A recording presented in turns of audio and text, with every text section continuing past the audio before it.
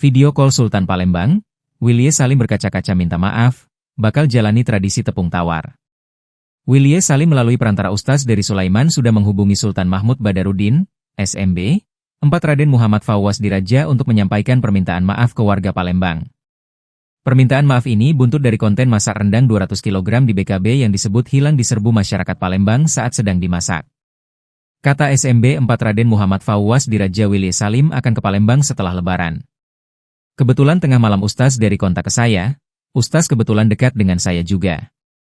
Jadi dia bilang Sultan, Willy Salim ingin minta maaf atas kegaduhan di Palembang, kata SMB 4 Fawwas Diraja saat dikonfirmasi, Jumat, 28 Maret 2025. SMB 4 Fawwas Diraja menceritakan, Ustaz Dery melihat kehebohan di media sosial. Karena Ustaz Dery juga sering ke Palembang, sehingga ia mengenal SMB 4 Fawwas Diraja. Untuk itu Ustaz Dery menelponnya saat sedang bersama Willy Salim. Kami video call saat ada Willy Salim, dan Willy minta maaf.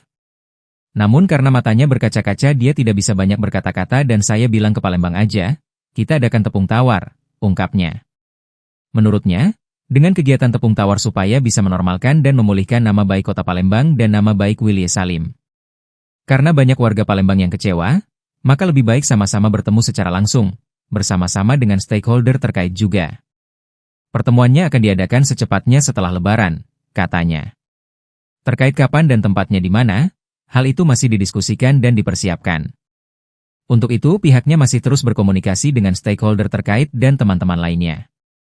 Karena ada juga yang sudah mengajukan ke jalur hukum. Jadi nanti kita sama-sama diskusi yang sebaiknya seperti apa, supaya semuanya bisa cooling down. Karena budaya Melayu itu persahabatan, bukan permusuhan. SMB 4 Fawwas Diraja menjelaskan, kegiatan tepung tawar merupakan kebudayaan budaya lama kota Palembang, supaya musyawarah mufakat dijalankan. Tepung tawar sebenarnya tradisi yang dijalankan bukan hanya di Palembang saja tapi budaya Melayu. Di kitab Simbur Cahaya, apabila ada kejadian yang merugikan pihak lainnya akan diadakan suatu pertemuan dan salah satu simbolnya ada tepung beras yang ditumbuk dan lain-lain.